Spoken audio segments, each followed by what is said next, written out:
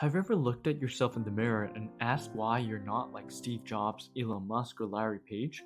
Sometimes we get caught up in the thought of wanting to be successful, but it's not as easy as you might think. Paradoxically, the desire to succeed often outweighs the ability to practice.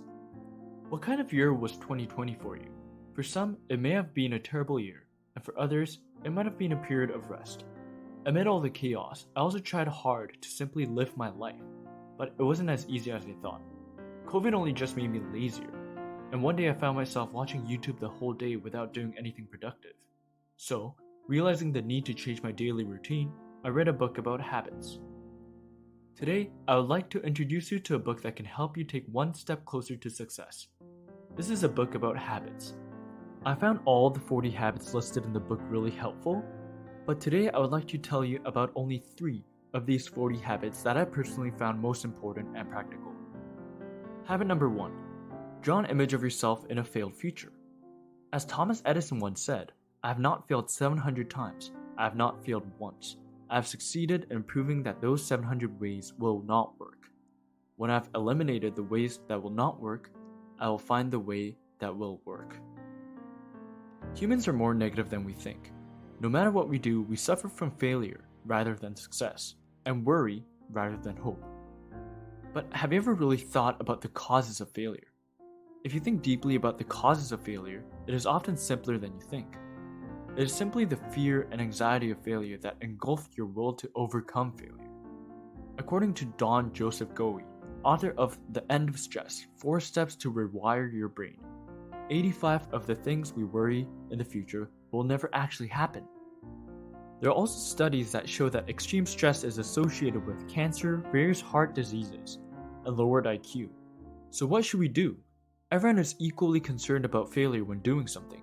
However, it is really up to you to decide how to accept that failure. Surprisingly, the author of this book asks you to imagine yourself failing.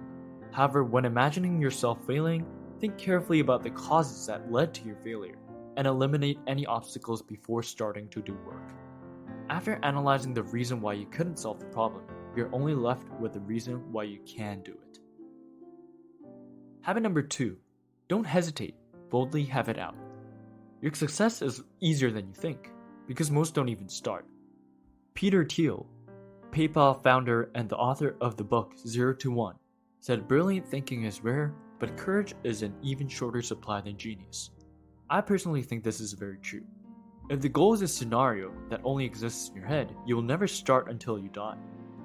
How would you react if a Japanese curry chain opened up in India, the birthplace of curry? You'll probably either make fun of it or worry that it's going to fail. However, Japanese curry chain Coco Ichibanya was a great success, and right now it is a globally famous curry chain. When the Japanese curry chain called Coco Ichibanya first entered India, I saw the differentiated Japanese curry taste and immediately negotiated with the CEO, says the book's author. He negotiated boldly and quickly, and the author says that this negotiation led to a success that had a profound impact in his life. He says that you always have opportunities and that seizing them is the key to success. Why not get up and actually work to achieve your goals? Habit number 3. Change yourself by 1%. Here's a fun fact that the majority overlook. The magic word, 1%. If you improve yourself by just 1%, exactly a year later, you'll see that 1% turning into your 38 times better self. On the first day, you will see no difference. On the second day, still nothing. But when that accumulates, the power of accumulation is like a snowball. A tiny snowball gets exponentially bigger and bigger as time passes.